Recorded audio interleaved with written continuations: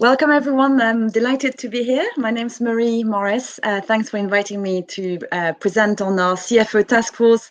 I'm also looking forward to interview our guest today. I'll tell you a bit more about that in a minute. But before we do so, I hope you're sitting comfortably. I'm sorry I can't be here in person, but hopefully next year will be a different setup. You might have heard about the CFO task force for the SDG that was set up a year ago, but I wanted to kind of share a little bit more background before I introduce our first Asian company who just joined the task force, and I hope it will be followed by many others. So let me share my screen. I'm going to do that hopefully very seamlessly. Here we go. So a little bit of an introduction, a few slides for you to bring home, and then we'll go into the actual interview. So what I wanted to cover today is a bit of an introduction, tell you more about the task force, as well as the principles that we've just launched on integrated SDG investments for CFOs, so designed and co-developed by CFOs for CFOs, and then touch on the partnerships that we've established as well as part of the task force. Some of the names that I'm sure will be familiar to you. So this is really to set up the scene. We are, sort of part of Go ESG Asian today. I think you've had a whole day already yesterday and a full day today.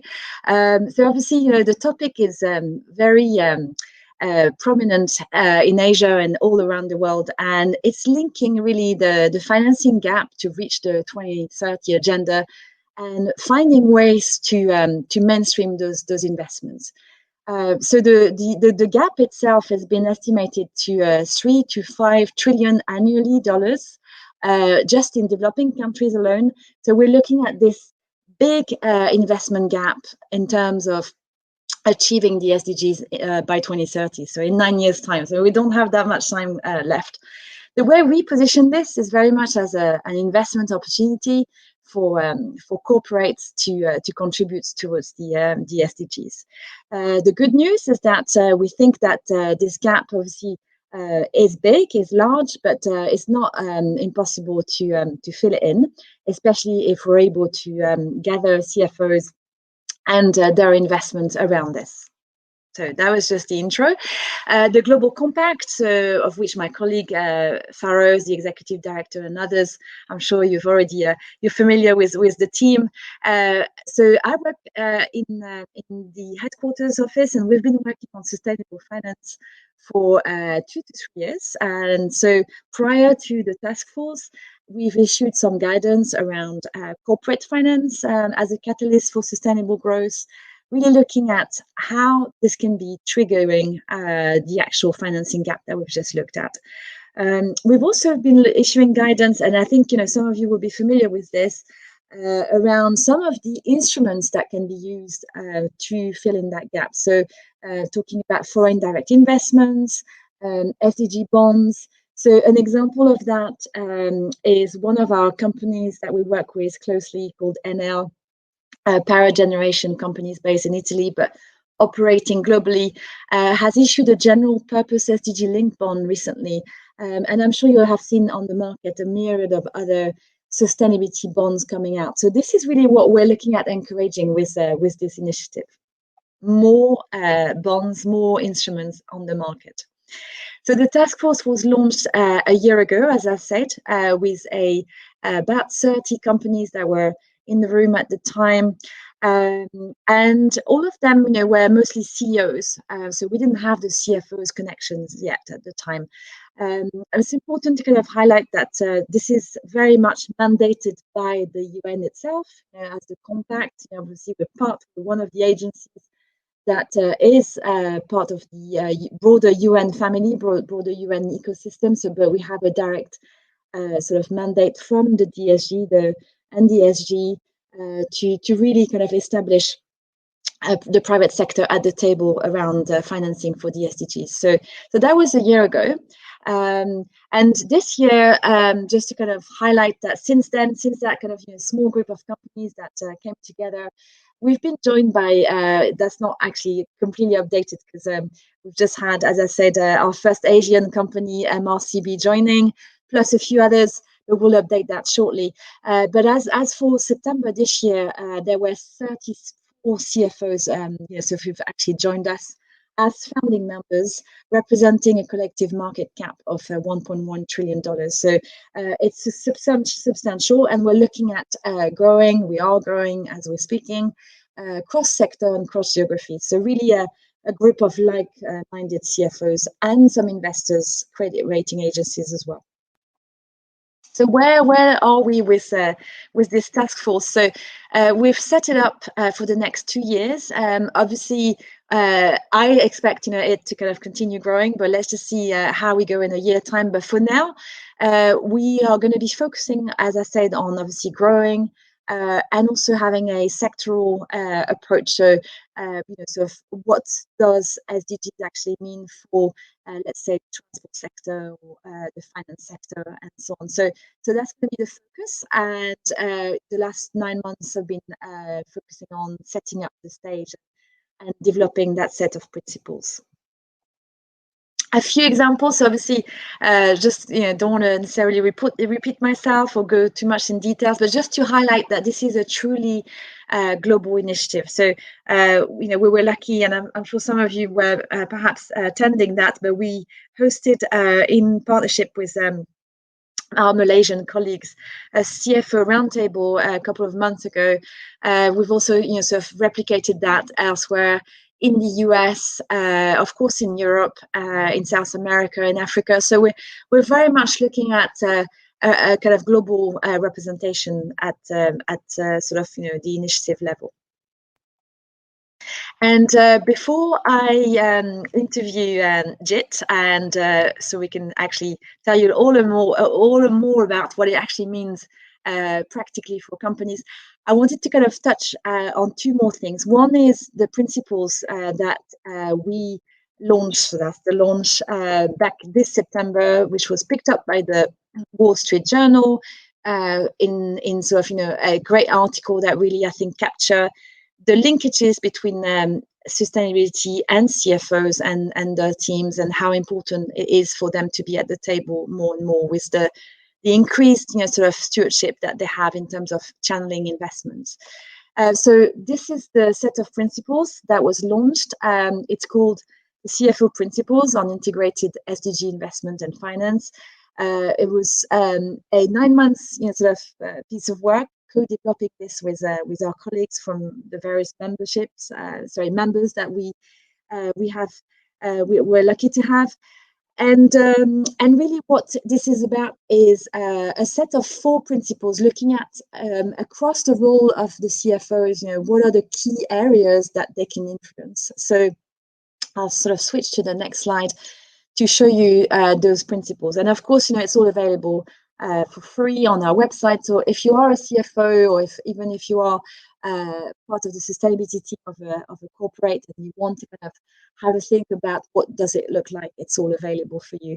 And those areas that I've just mentioned are touching on the impact thesis and the actual strategy. So how do you actually align the company, your corporate with the SDGs? It touches on the principle 3, which is sort of what financial instruments actually are available to create that SDG linked finance. So from mainstream instruments like bonds and loans and so on, how can CFO or their teams apply an SDG lens to them? And then the 4th part is around communicating and reporting. So we understand that not everyone is necessarily yet at that level of a journey, and we very much value having different companies from different sectors at the table, but this really provides a common language for CFOs to talk about corporate finance and SDGs in particular.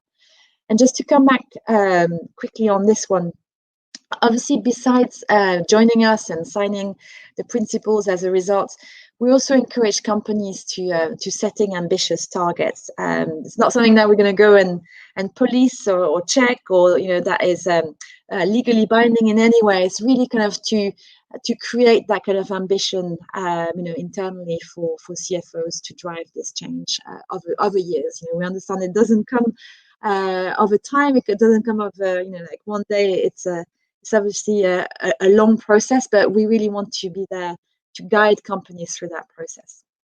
That's all I'm going to touch on. Just one last slide, because I did say I would, which is around the partnerships that we've developed. So some of you might be familiar with the Principle for Responsible Investment, which is our sister organization working with investors to really kind of drive those topics as well. So PRI is one. Also wanted to mention UNEP-FI, so our other sister organization working mostly with banks and insurance companies, and a wide range of other initiatives. And I think that's really important that we're connecting to those, mostly because we don't want to duplicate what's already been done, but also we want to focus on primarily, the innovation within the corporate finance function of a corporate. So this is what this is our unique selling point, if you like, from a compact perspective. That's really it. So thanks so much. This is the team, my team, who sort of works really hard to make this happen. So obviously, just want to kind of give credit to them for being active and helping me, sort of day to day create this new space for CFOs. So if you have any questions, you can contact any of us, and of course, I'm available for questions. Not online, sadly, but definitely on email. So thanks, everyone. Hopefully that gives you a good introduction on the CFO Taskforce and our plans for the next 2 years. And I hope to welcome many of you to the task force. But for now, I wanted to make a special welcome to our first Asian corporates joining the CFO Taskforce or the SDG.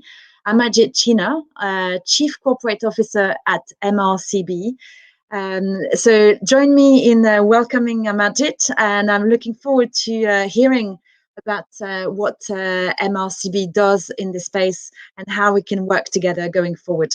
So welcome, thank you for listening, and stay tuned. Well, welcome. Very happy to have you today for a special interview. I know I wish we were meeting in person, but have to do it that way for now. So we're delighted to welcome you at the UN Global Compact and at this conference, Go ESG Asian. Jit, I'd like to kind of maybe give you a bit of an introduction and ask a bit more about what you do, what's your role. So if you can just maybe tell us that before we start, a few questions to. Sure, Marie. Sure. Thank you so much, Marie. I'm delighted to be with you. My name is Amarjit Chhina. I'm the Chief Corporate Officer of Malaysian Resources Corporation, which is a public listed company. We've been listed for about since the 70s, actually, in Malaysia. Wow. We're quite a long time, and we're a large property developer and construction company. We've pioneered transit-oriented developments in Malaysia, and we're known for that in Malaysia. We have a big flagship development in the middle of Kuala Lumpur, which integrates 9 different railway networks through the development. So it's really we're really specialized in integrating property developments with mass transportation infrastructure. And the other thing we do is we're a construction company, also quite heavily focused on the transportation in the transportation space. We're probably one of the larger, if not the largest, transportation infrastructure developers in Malaysia. So we've built a lot of railway infrastructure. We're currently building a 36-kilometer light rail transit system in Greater Kuala Lumpur. And we have built many roads, highways, toll roads, etc. Over the years and decades. Wow, so that's a heavy kind of infrastructure and long-term project. And I guess, putting that into perspective, looking at the various risks as well that companies are facing, I'd love to hear a bit more about, and I guess that's part of the reason why you're joining the Compact and the CFO Taskforce.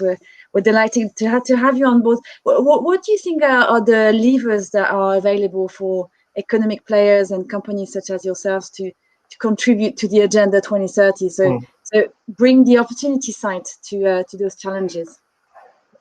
I mean, there are a lot of challenges. Obviously, notwithstanding what's happening at the moment with the pandemic and everything as a result of that. I'm not sure how whether it's the same elsewhere, but in our region and in Malaysia, in Southeast Asia and in Malaysia, I think a lot of the things that we're looking at in a sustainability perspective is and Agenda 2030 is still very much in a nascent stage. I think.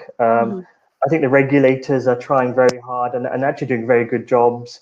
The Securities Commission in Malaysia and Bursa Malaysia are really trying to promote and highlight the importance of sustainability to Malaysian listed companies in particular.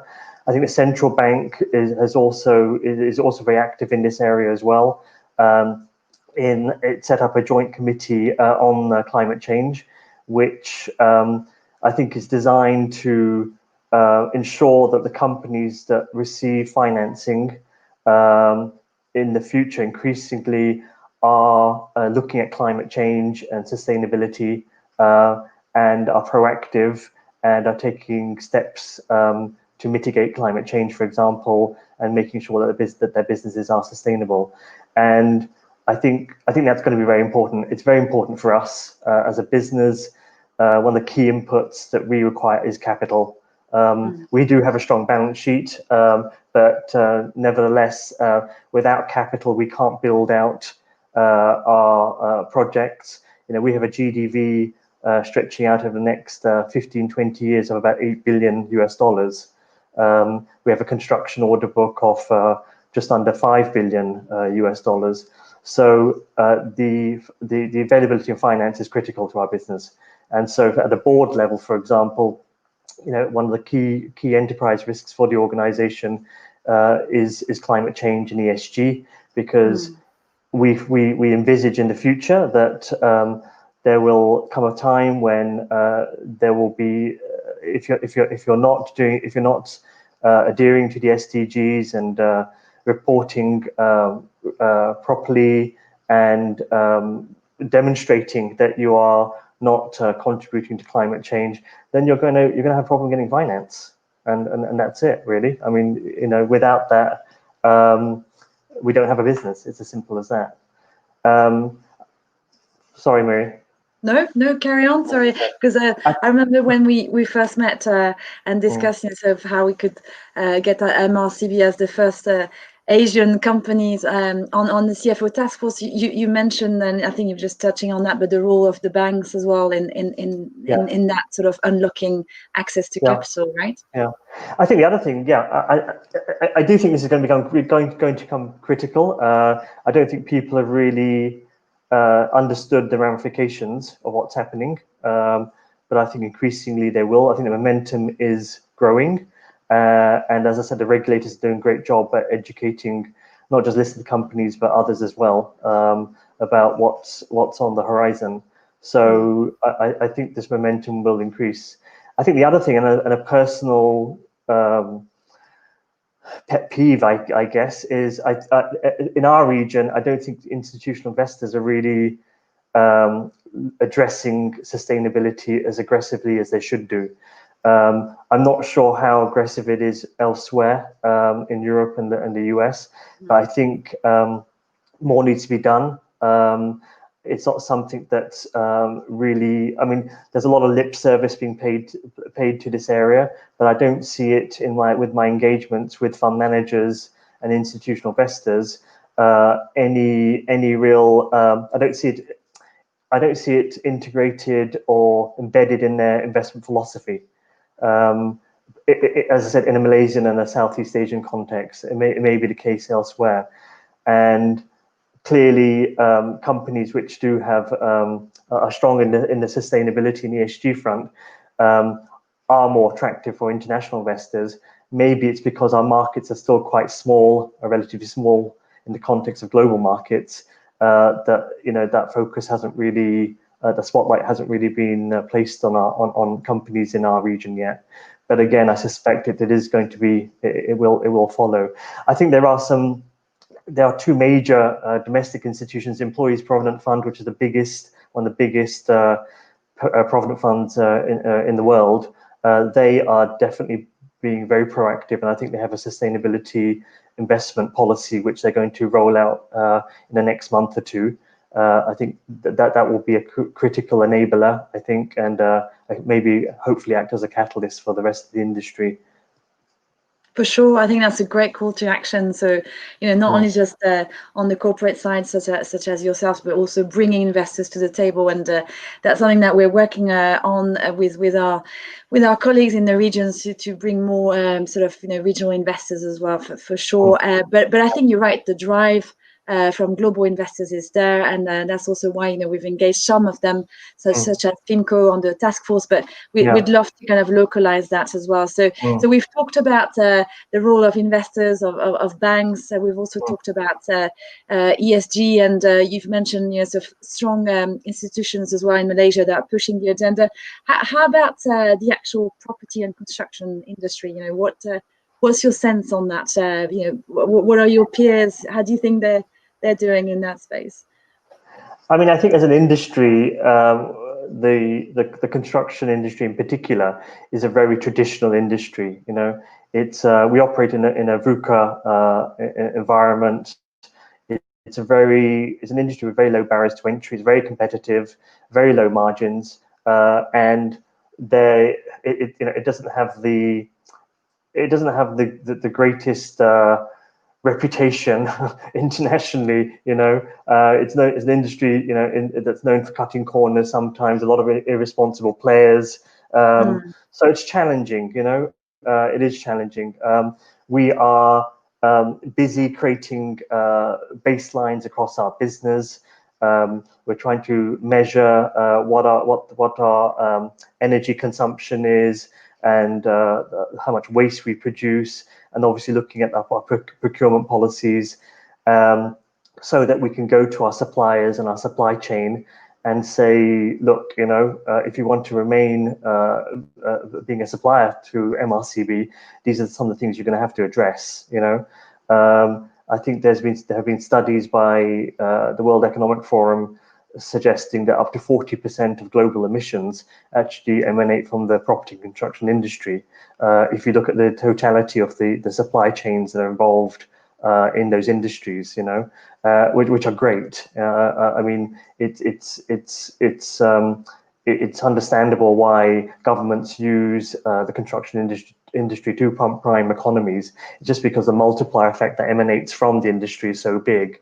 But on the flip side as well, it's going to be quite important to address this with all of our supply chain, and we're beginning to conduct audits on our supply chain, and we will progressively start rolling out policies which they'll need to adhere to in order to pre-qualify for work with our business moving forward. Yeah, and I'm hoping that the industry will follow. I'm hoping the industry will also follow in our footsteps and do the same. I think the other thing we as a business are trying to do is we're looking increasingly at modular construction. We think modular construction is the way forward in Malaysia. It's not really adopted at all in Malaysia, although there are companies which supply international players in this space. But we think modular construction, we've launched a new modular construction system, which is proprietary to MRCB earlier this year, and increasingly we'll be using it for our residential developments. But basically what that means is it's a much more efficient method of construction. There's less waste. It'll reduce our dependence on foreign labor. It'll upskill the industry. It'll introduce way more efficiencies, both in terms of energy, materials, wastage. It'll speed up construction, which is important because obviously there are a lot of people that require housing, and there's a shortage of affordable housing in many parts of the world, not just Malaysia. So we're excited by this, but those are one of the direct steps we're taking as a business to address this. And it's taken a long time. It's taken 2 or 3 years, three plus years actually, to keep forgetting about this year. It's such a haze. It's a non-year. It's a non-year. Non-year. 3 years, more than 3 years, in innovating to come up with this solution, and we're perfectly happy to license it to anybody, not just in Malaysia, but internationally. In fact, we have licensed it to a company in Singapore, which is building something at the moment, and also in Hong Kong.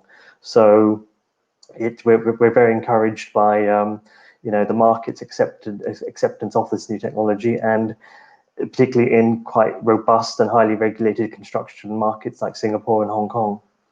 Yeah, and that touches on so many other topics such as human rights as well, and many other aspects. So it's potentially a holistic sort of solution Absolutely. to a very complex problem. Yeah. And I'd love to know a bit more, and I'm sure everyone would as well at the conference today, hear a bit more about your other key sustainability focus area. Sort of internal actions, and what else do you do in this space? What are your pillars? I'd be really interested to hear that. I mean, I think the SDGs that I think there's 8 SDGs that we have adopted that go across the whole gambit. But obviously, the ones which are very particular to our business and our industry are SDG 13 on climate change, and we're busy, as I said, setting baselines and measuring our emissions at the moment, and then setting a roadmap moving forward of what our emission reductions will be over the next five years. I mean, obviously, as a business, we want to be carbon neutral by 2030. We have buy-in, very strong buy-in, aggressive buy-in from our board. We have set up a sustainability management committee within the organization, which is encompasses the key leaders across the organization, across all our divisions. So we've embarked on a big engagement exercise across the organization, which involves all staff across the organization, to make them understand the importance of sustainability and why we're embarking on this journey. We believe it's a journey. We don't think it's a means to an end. It's going to take. I don't think it's ever going to stop. So I think that's the way we view it, and we have plans in place, and we intend to address all the issues in our business. We intend to report on it very transparently. I think the governance aspect is very important as well.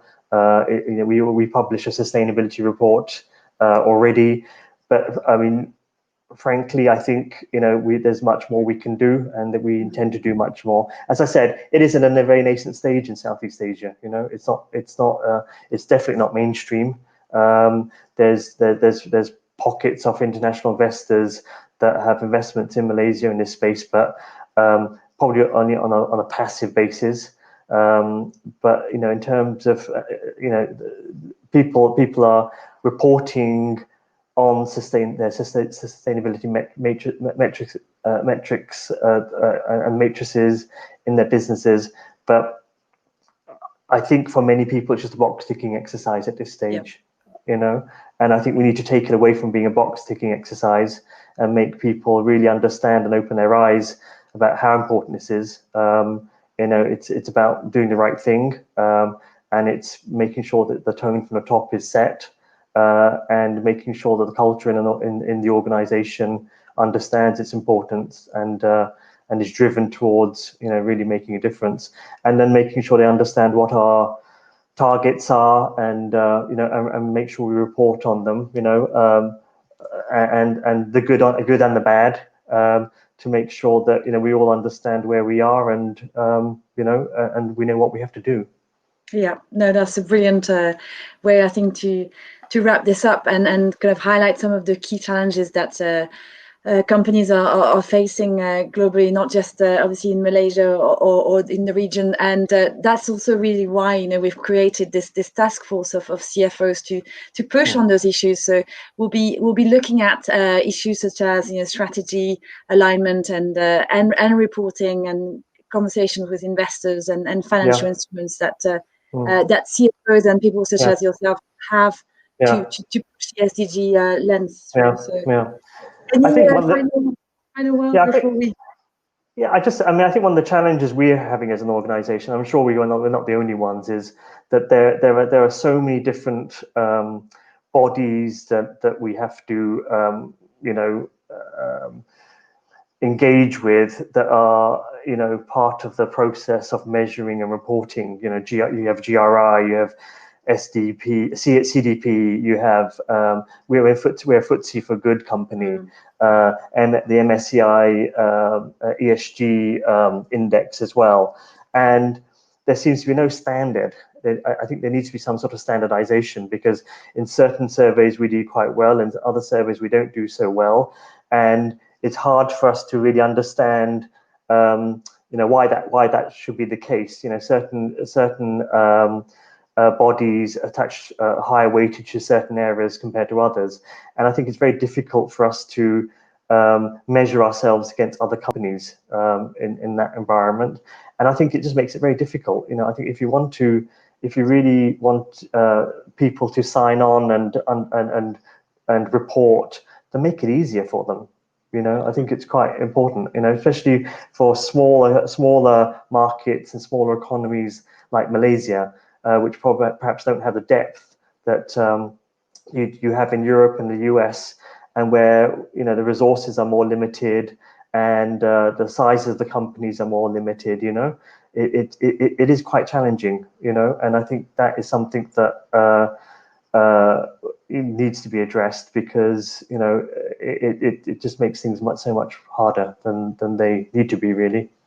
Yeah, you're absolutely right, Jit, and that also resonates with all the investors that we work with, including PRI, representing 2,000 different investors, and that's something that as part of the task force we really want to push through as well. So, having spent some time with CFOs over the last 9 months, what we've realized is that 40% of the time is around, you know, sort of integrated reporting and conversations with investors and so on. So that's going to be a big focus, and we're looking forward to having your thought leadership on those issues as part of the group. So hopefully we can report back in a few months' time on progress. But for sure, alignment and homogenization of reporting and standards is going to be fundamental to achieve this. Yeah, wonderful. Thank you very much. Thank you so much for your time, and welcome to the task force. Looking forward to working with you. Thank you. Thank you very much, Marie. Thank you. Thanks a lot, Jit. Goodbye. Bye. Bye.